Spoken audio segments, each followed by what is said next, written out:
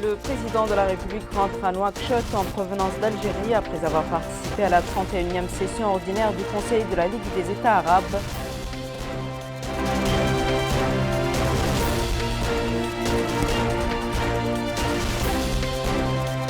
Le président de la République appelle dans son discours devant le 31e sommet arabe tenu en Algérie à activer le travail économique conjoint entre les pays arabes.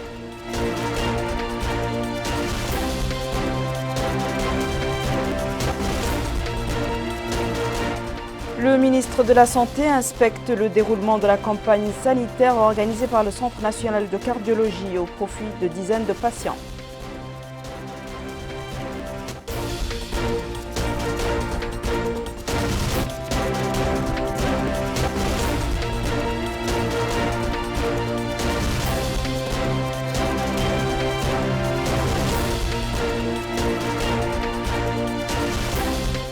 Bonsoir mesdames, mesdemoiselles et messieurs, et merci de vous joindre à nous. Le président de la République, M. Mohamed El-Cheikh El-Ghazouani, a regagné Nouakchott aujourd'hui en provenance d'Alger, après avoir pris part aux travaux de la 31e session ordinaire du Conseil de la Ligue arabe. À l'aéroport international de Nouakchott, Oumoud Tounsi, le président de la République a été accueilli par le Premier ministre, M. Mohamed El-Bilal Massoud, le ministre secrétaire général de la présidence de la République, la ministre conseillère à la présidence de la République, des membres de la justice et de la défense nationale, le chef d'état-major particulier du président de la République et le wali de Nouakchott-Ouest et la vice-présidente de la région de Nouakchott. Le président de la République était accompagné d'une importante délégation comprenant M. Mohamed Salem El-Merzoug, ministre des Affaires étrangères, de la coopération des Mauritaniens et de l'extérieur, M. Ismaël Cheikh Ahmed, directeur du cabinet du président de la République, M. Waddadi El-Sidiahib, ambassadeur de Mauritanie en Algérie, M. Sidi Mohamed El-Mohamed Abdallahi, représentant permanent de la Mauritanie auprès de la Ligue des États arabes, M. Ahmed Salem El-Mohamed Fadel, chargé de mission à la présidence de la République, M. Sidi Mohamed El-Qaber, chargé de mission à la présidence de la République, M. Al-Hassan Oul-Ahmed, directeur général du protocole d'État. Le président de la République, M. Mohamed El-Cheikh El-Ghazouani, a souligné dans son allocution lors de la 31e session du sommet arabe tenu en Algérie sœur que le sommet se tient dans une circonstance internationale exceptionnelle. De graves problèmes de sécurité, de crise géopolitique, économique et internationale se bousculent. Le président de la République a ajouté que le monde est aujourd'hui confronté à la fois à la menace environnementale croissante, à la propagation de l'extrémisme, de la violence et du terrorisme et aux répercussions catastrophiques de la pandémie du Covid-19. Le texte intégral du discours du président de la République avec Melika Naqli.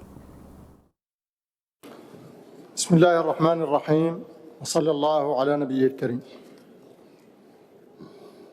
صاحب الفخامة السيد عبد المجيد تبون رئيس الجمهورية الجزائرية الديمقراطية الشعبية. Excellence, Monsieur Abdelmajid Tebboune, président de la République algérienne démocratique et populaire, Majesté, Excellence, Altesse, Monsieur le secrétaire général de la Ligue arabe, Monsieur le secrétaire général de l'Organisation des États arabes, Mesdames, Messieurs. Je voudrais tout d'abord féliciter Son Excellence le président Abdelmajid Tebboune pour l'accueil par la République algérienne démocratique et populaire de la 31e session du Conseil de la Ligue des États arabes au sommet et pour sa bonne préparation et son excellente organisation de ce sommet, tout en le remerciant pour l'accueil chaleureux et l'hospitalité algérienne authentique dont moi-même et la délégation qui m'accompagne avons été l'objet. Je suis heureux d'adresser à Son Excellence, au gouvernement et au peuple algérien mes sincères félicitations à l'occasion du 68e anniversaire du déclenchement de la Révolution de libération nationale algérienne qui coïncide avec la convocation de ce sommet et pour ce que cette glorieuse révolution symbolise en termes de signification et de grands sacrifices. Je voudrais également adresser mes sincères remerciements à Son Excellence M. Kais Saïd, président de la République sœur de Tunisie, pour les efforts précieux qu'il a déployés pour promouvoir l'action arabe commune tout au long de la présidence de la République tunisienne de notre sommet arabe. Mes remerciements vont également au secrétariat général de la Ligue des États arabes, dirigé par Son Excellence le secrétaire général, M. Ahmed Aboureid, pour ses efforts louables visant à promouvoir l'action arabe collective, à développer ses mécanismes et à activer ses institutions. Majesté, Excellence, Altesse, Mesdames, Messieurs, Notre sommet se tient aujourd'hui dans un contexte international exceptionnel dans lequel prolifèrent des crises sécuritaires, géopolitiques, économiques et internes massives. Le monde d'aujourd'hui est confronté simultanément à la menace environnementale croissante, à la propagation progressive de l'extrémisme, de la violence et du terrorisme et aux répercussions catastrophiques de la pandémie de Covid-19, ainsi que la dangereuse détérioration de la situation résultant de la guerre en Ukraine, la crise alimentaire et sécuritaire internationale et l'escalade de l'inflation. Outre la stagnation globale que ces crises font peser sur l'économie, elles menacent les entités de nombreux pays, élargissent les foyers de tensions et de conflits armés et affaiblissent la capacité de résilience des systèmes économiques et sociaux, ce qui alimente à son tour un cercle vicieux de facteurs déstabilisant la sécurité et la stabilité. Il va de soi que la capacité de nos pays arabes à résister à ces crises, ainsi qu'à s'adapter de façon efficace et efficiente aux profonds changements géostratégiques qui se profilent, demeurera tributaire de notre aptitude à promouvoir une action arabe collective. Cela exige de notre part, aujourd'hui plus que par le passé, de conjuguer nos efforts pour intensifier la coordination, la coopération et la complémentarité entre nos États et que nous commencions à travailler sérieusement pour réaliser la sécurité et la paix dans tout notre espace arabe et pour renforcer les liens de fraternité, d'amitié et de coopération entre nous, conformément au slogan de ce sommet. Par ailleurs, l'organisation de la 27e session de la Conférence des parties à la Convention cadre des Nations Unies sur les changements climatiques, la semaine prochaine à Sharm el-Cheikh en République arabe sœur d'Égypte, et la candidature sœur des Émirats arabes unis à accueillir la 28e session l'année prochaine sont un indicateur significatif sur la place qu'occupent les défis du changement climatique, qui sont désormais au cœur des préoccupations de notre région arabe. Nous attendons avec impatience que nos pays jouent un rôle positif dans la réussite de ces deux événements importants et pour qu'ils en tirent grandement profit. À cet égard, je ne saurais manquer d'affirmer notre soutien aux efforts déployés par le Royaume frère d'Arabie saoudite pour accueillir l'Expo 2030 à Riyad. Et nous sommes convaincus que cela contribuera à présenter les diverses capacités arabes et à ouvrir des horizons plus larges pour des partenariats nouveaux et fructueux entre notre région arabe et les pays du monde dans divers domaines. De même, l'accueil par l'État frère du Qatar de la Coupe du Monde 2022 constitue un modèle de renforcement de la présence arabe active dans les grands forums et événements internationaux. Et nous espérons que les efforts considérables déployés par l'État frère du Qatar dans ce domaine soit couronné d'un éclatant succès.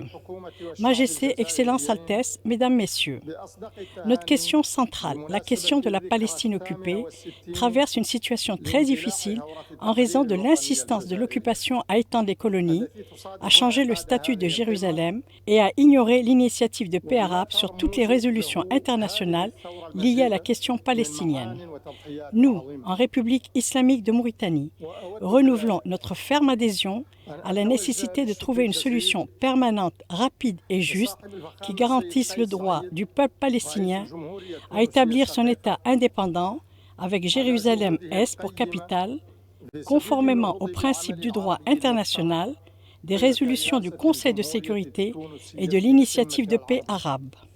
Nous fondons d'énormes espoirs sur l'accord de réconciliation récemment signé entre les factions palestiniennes sous les auspices de la République algérienne démocratique et populaire sœur.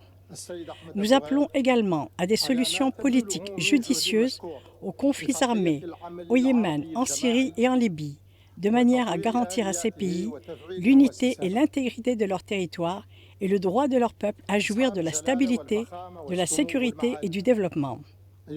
Sans sécurité et stabilité dans tout l'espace arabe, l'action arabe commune ne se hissera pas au niveau auquel nos peuples aspirent et aux impératifs qu'édictent les contraintes actuelles et les défis futurs.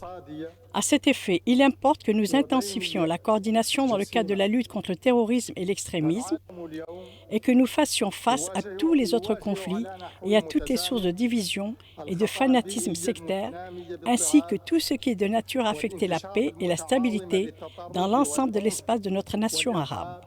Majesté, Excellence, Altesse, Mesdames et Messieurs, nos pays arabes sont tenus à l'impérieuse nécessité de dynamiser leur action économique commune et d'assurer l'harmonie entre leurs entités économiques afin de pouvoir utiliser de façon optimale leurs diverses ressources naturelles et humaines dans le cadre d'une zone franche commune. Nous sommes convaincus de cette exigence en harmonie avec nos politiques de développement, notamment en termes d'amélioration du climat des affaires et de soutien aux partenariats publics-privés. Pour ce qui est de mon pays, la Mauritanie, je peux vous assurer de notre ouverture à toutes les formes de coopération et d'échange et de notre désir sincère de contribuer à tout ce qui accélérerait l'intégration économique arabe, intégration qui requiert de façon primordiale la nécessité d'activer le marché commun arabe et de renforcer l'intégration et les échanges entre nos pays. Notre espoir est grand que la 5e session du sommet économique et social arabe, que notre pays accueillera l'année prochaine, sera l'occasion d'approfondir la recherche sur les priorités de la coopération économique et sociale entre nos pays et de proposer des mesures concrètes à cet égard. Enfin, je souhaite plein succès aux travaux de notre sommet. Que la paix et la miséricorde d'Allah soient sur vous. أرجو لأعمال قمتنا هذه كل النجاح والتوفيق والسلام عليكم ورحمة الله وبركاته. La 31e session du sommet arabe d'Alger à laquelle a participé le président de la République, M. Mohamed El-Cheikh Al-Ghazouani, a abouti à la déclaration d'Algérie qui a notamment souligné la centralité de la cause palestinienne, l'adhésion à l'initiative de l'accord de paix arabe et la demande de lever le siège israélien sur la bande de Gaza.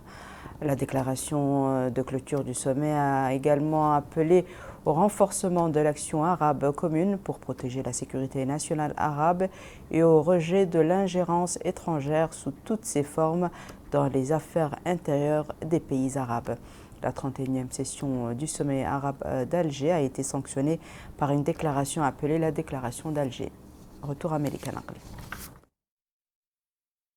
Concernant la cause palestinienne, importance de la centralité de la cause palestinienne, du soutien absolu au droit inaliénable du peuple palestinien, y compris son droit à la liberté, à l'autodétermination et à l'établissement de l'État de Palestine, indépendant, pleinement souverain sur les lignes du 4 juin 1967 avec El-Quds Est pour capitale, le droit au retour et à l'indemnisation des réfugiés palestiniens, conformément à la résolution 194 de 1948 de l'Assemblée générale des Nations unies. Attachement à l'initiative arabe de paix de 2002, avec tous ses éléments et priorités, et engagement vis-à-vis d'une paix juste et globale en tant qu'option stratégique pour mettre fin à l'occupation israélienne de toutes les terres arabes, poursuite des efforts visant à protéger la ville d'El-Quds occupée et ses lieux saints, et à la défendre contre les tentatives inacceptables et condamnables visant à modifier la démographie et l'identité arabo-musulmane et chrétienne, ainsi que le statut historique et juridique, levée du blocus israélien imposé à la bande de Gaza et condamnation de l'usage de la force par l'occupation contre les Palestiniens et de toutes les pratiques barbares, adoption et soutien à l'approche de l'État de Palestine pour obtenir la qualité de membre à part entière aux Nations unies et appel aux pays n'ayant pas encore reconnu l'État de Palestine à le faire, outre l'impératif appui aux efforts juridiques palestiniens visant à tenir l'occupation israélienne pour responsable des crimes de guerre et des crimes contre l'humanité, hommage aux efforts arabes déployés pour l'unification des rangs palestiniens et à la signature par les frères palestiniens de la déclaration d'Alger, issue de la conférence d'unification des rangs pour l'unité nationale palestinienne, tenue à Alger du 11 au 13 octobre 2022, concernant la conjoncture qui prévaut dans le monde arabe, renforcement de l'action arabe commune pour protéger la sécurité nationale arabe dans son concept global et sous toutes ses dimensions politiques, économiques, alimentaires, énergétiques, hydriques et environnementales, rejet de toute forme d'ingérence étrangère dans les affaires internes des pays arabes et attachement au principe des solutions arabes aux problèmes arabes à travers le renforcement du rôle de la Ligue arabe, pleine solidarité avec le peuple libyen et soutien aux efforts visant à mettre un terme à la crise libyenne, soutien au gouvernement légitime du Yémen, à la formation du Conseil de direction présidentielle et aux efforts consentis pour parvenir à une solution politique à la crise du Yémen, rôle collectif et de chef de file des États arabes dans les efforts visant à parvenir à une solution politique à la crise syrienne et au traitement de toutes ses retombées politiques, sécuritaires, humanitaires et économiques, soutien à l'activité constitutionnelle en Irak, y compris la formation du gouvernement, solidarité avec la République du Liban pour la préservation de sa sécurité et de sa stabilité, soutien à la République fédérale de Somalie pour la consolidation des bases de la sécurité et de la stabilité, soutien aux efforts continus en faveur d'une solution politique entre Djibouti et l'Érythrée concernant le différend frontalier et la question des prisonniers djiboutiens. Nécessité de contribuer à soutenir les États arabes qui ont traversé ou traversent une conjoncture politique, sécuritaire et économique difficile, nécessité de créer une zone dénucléarisée et exempte d'armes de destruction massive au Moyen-Orient, concernant le renforcement et la modernisation de l'action arabe commune, s'engager à la poursuite du processus de renforcement et de modernisation de l'action arabe commune et à sa promotion à la hauteur des aspirations des peuples arabes, valoriser les propositions constructives présentées par le président de la République algérienne démocratique et populaire pour l'activation du rôle de la Ligue arabe en matière de prévention et de règlement des conflits, souligner la nécessité de lancer une dynamique interactive entre les institutions arabes officielles et les acteurs de la société civile avec toutes ses obédiences et forces vives, s'engager à multiplier les efforts pour la concrétisation du projet d'intégration économique arabe, suivant une vision globale assurant une exploitation optimale des atouts des économies arabes, mettre l'accent sur la conjugaison des efforts en vue de consolider les capacités arabes collectives en matière de riposte aux défis posés dans les domaines de la sécurité alimentaire, sanitaire et énergétique et de lutte contre les changements climatiques. Le ministre de l'Éducation nationale et de la réforme du système éducatif, M. Brahim Val Mohamed Amin, a visité aujourd'hui l'école des sapeurs-pompiers relevant de la Mourada'a d'Uksar, wilaya de Nouakchott-Ouest. Dans les classes, le ministre a suivi le déroulement des cours avant d'écouter les contraintes et propositions présentées par le staff de l'établissement. La visite s'inscrit dans le cadre des changements que connaît cette année le système éducatif suite à l'application des réformes visant à l'instauration de l'école républicaine. L'inspecteur de l'enseignement fondamental de la Mourada'a d'Uksar, M. Mohamed Amin Al-Ghulam, a indiqué que la visite du ministre s'inscrit dans le cadre du changement que connaît le système éducatif et lui a permis de s'informer sur les problèmes de l'établissement en vue de leur trouver des solutions. M. Brahim Val Mohamed Amin était accompagné au cours de cette visite par le secrétaire général du ministère, le Wali de Nouakchott-Ouest et des cadres du département. Une mission de 32 spécialistes va effectuer pendant 8 jours 25 chirurgies à cœur ouvert, 50 opérations de cathétérisme et 4 remplacements de valves aortiques de cathétérisme qui sont effectuées pour la première fois en Mauritanie. Cette opération sanitaire a lieu grâce à la mission du Centre du roi Salman pour l'aide humanitaire et les secours. C'est un compte rendu d'Amina Mtakhlil. Le Centre national de cardiologie a reçu une mission du projet médical volontaire organisé par le Centre du roi Salman pour les secours et le travail humanitaire et l'association de santé Ainaya Sahia. Au total, 32 spécialistes qui ont effectué plus de 25 opérations à cœur ouvert, 50 cathéters et 4 opérations de changement d'aorte effectuées pour la première fois dans notre pays. À l'issue de sa visite dans le centre, le ministre de la Santé, M. Mokhtar Ould Dahi, a indiqué que les équipes de cardiologie saoudiennes, travaillant aux côtés de leurs homologues mauritaniens, ont dépassé toutes les attentes avec des équipes performantes capables d'effectuer jusqu'à 70 opérations par jour. Des opérations dont les bénéficiaires principaux sont des citoyens issus des milieux vulnérables. Le ministère de la Santé n'a, à la fin de son discours, pas manqué d'exprimer ses remerciements aux équipes médicales saoudiennes et mauritaniennes, ainsi qu'au Centre du roi Salman et au Centre mauritanien de cardiologie. Pour sa part, l'ambassadeur du Royaume d'Arabie Saoudite dans notre pays, M. Mohamed Ben Ayad El-Bloui, a loué le travail distingué de la mission saoudienne, ainsi que l'impression très positive qu'ils ont eue de la Mauritanie et l'accueil chaleureux qui leur a été réservé par le ministère de la Santé et par le gouvernement mauritanien. L'ambassadeur saoudien a enfin exprimé son souhait de voir, dans le cadre d'une coopération continue, d'autres missions du genre dans notre pays. Les efforts conjoints déployés par les équipes médicales saoudiennes et mauritaniennes ont permis de sauver des vies et d'en changer d'autres. Des opérations au cours desquelles ont été utilisées des techniques complexes et bien précises qui, selon le cardiologue Khaled Ould-Boubi, permettront de réduire le temps de convalescence, les douleurs et les charges sur l'hôpital. Quant au chef de la mission médicale saoudien, M. Othman El-Othmani, il a précisé qu'il y avait plus de 18 cas très critiques et complexes qui ont été traités avec beaucoup de précautions et de façon garantissant un minimum d'efforts et de suivi aux patients issus des milieux les plus démunis, en plus d'autres opérations sophistiquées faites pour la première fois en Mauritanie. Ensuite, la réunion qui a regroupé les deux équipes médicales, l'ambassadeur saoudien et le ministre de la Santé, a été l'occasion pour M. Mokhtar Ould-Dahi de louer la coopération mauritano-saoudienne dans le domaine médical et pour l'ambassadeur saoudien, la compétence des équipes mauritaniennes. Il a également exprimé l'intention de son pays d'appuyer l'évolution des services de cardiologie en Mauritanie. Le ministre de l'Élevage poursuit ses visites d'information et de prise de contact dans la wilaya du Brakna, accompagné des autorités administratives. Le ministre s'est rendu successivement dans la Mourata'a de Bouhdida à Bogué et à Dar el-Barka. Plus de détails dans ce reportage d'Aminata Khan. Le ministre de l'Élevage, Mohamed Ould Abdallahi Ould Othman, poursuit son périple au niveau de la wilaya du Brakna. Mhaizina a été la première étape de la visite du ministre de l'Élevage, une localité relevant de la Mourata'a de Bouhdida. Le ministre a mis l'accent sur la nécessité de lutter efficacement contre les feux de brousse. Ensuite, le ministre et sa délégation d'accompagnement se sont rendus à l'usine de collecte de lait de Bogué, qui est gérée par des coopératives féminines de la ville. Là, le ministre a reçu d'amples explications sur la nature des travaux.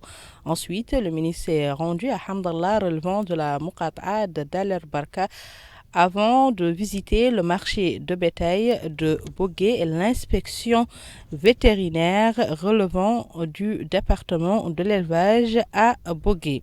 La dernière étape de cette visite a eu lieu au niveau du chantier d'insémination des petits ruminants et de l'unité de production des engrais au niveau de Cheina dans la Mourata'a de Dar el-Barka. À la fin de sa visite, le ministre de l'Élevage, Mohamed Ould Abdallahi Ould Othman, a mis en exergue la grande attention que le président de la République accorde au développement de la richesse animale. Il a souligné l'importance de la préservation du couvert végétal contre les feux de brousse en sensibilisant les citoyens. Le département de l'élevage, poursuit-il, est un secteur important et doit bénéficier de l'attention de tous, d'où l'intérêt que lui accordent les pouvoirs publics en sensibilisant et en mobilisant les acteurs du secteur.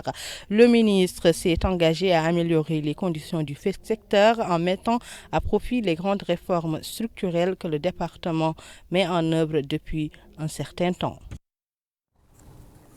Le Wali du Trarza s'est rendu ce matin à l'hôpital régional de Rosso dans le cadre de ses visites de terrain visant à faire le point sur les différents établissements et intérêts de service de la wilaya. Cette visite comprenait toutes les ailes de cet établissement de santé et certaines des unités médicales spécialisées récemment créées à l'hôpital. Amina Mtakhlil. Après sa visite de terrain effectuée dans la ville de Rosso, le Wali du Trarza s'est rendu à l'hôpital régional du Trarza, situé à 7 km de la ville de Rosso. M. Mohamed Ahmed Mouloud a entamé sa visite par le service des urgences où il s'est enquis des conditions d'hospitalisation. Il a ensuite visité l'aile de dialyse où il a écouté les patients qu'il a rassurés par rapport à l'appui continu des pouvoirs publics. C'était avant de se rendre au service de maternité où il a écouté les explications des responsables concernant le déroulement de leur travail quotidien. Il a enfin visité l'aile de réanimation qui a été aménagée et équipée récemment. À l'issue de sa visite, M. Mohamed Ahmed Mouloud a indiqué que l'hôpital régional de Rosso est une installation importante qui fournit des services de santé de base au profit des citoyens. Des services qui sont actuellement gratuits pour tous les citoyens, conformément aux priorités du président de la République, M. Mohamed Ould Ghazouani, et à la politique du gouvernement de son Premier ministre. À la fin de sa visite, le Wali du Trarza s'est réuni avec l'équipe médicale de l'hôpital de Rosso, où il a écouté le directeur de ce centre régional expliquer le déroulement du travail au niveau de son institution. Le Wali a, à la fin de sa visite, exhorté les équipes médicales à faire preuve d'assiduité, de responsabilité, de respect des horaires et de compassion avec les patients. Une campagne de sensibilisation a été lancée hier dans la ville de Kifa sur l'unité nationale et contre l'esclavage, la traite des êtres humains, la discrimination et la torture.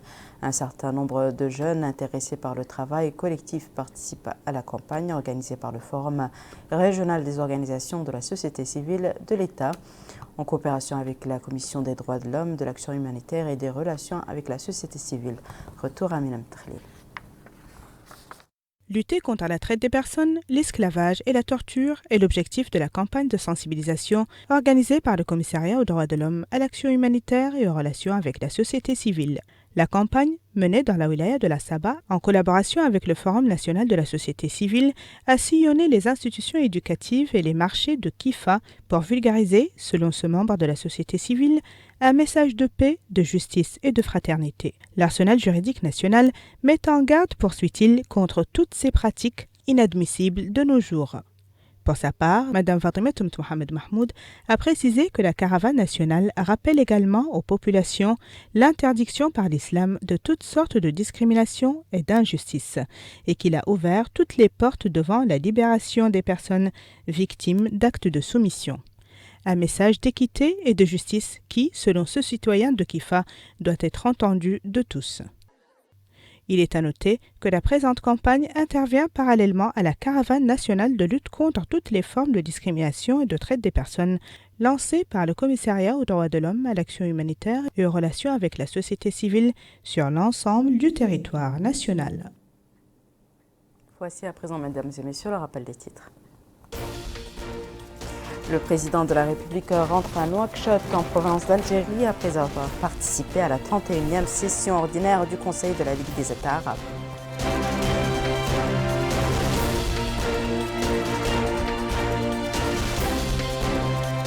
Le président de la République appelle dans son discours devant le 31e sommet arabe tenu en Algérie à activer le travail économique conjoint entre les pays arabes.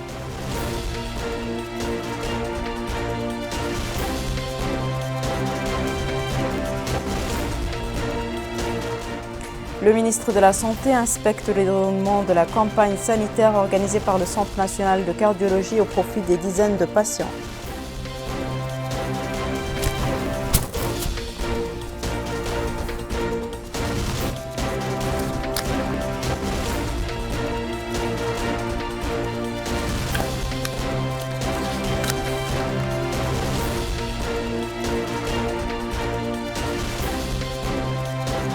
C'est la fin de ce journal, mesdames et messieurs. Merci à vous de nous avoir suivis. Merci de votre fidélité. On se retrouve la semaine prochaine, Inch'Allah.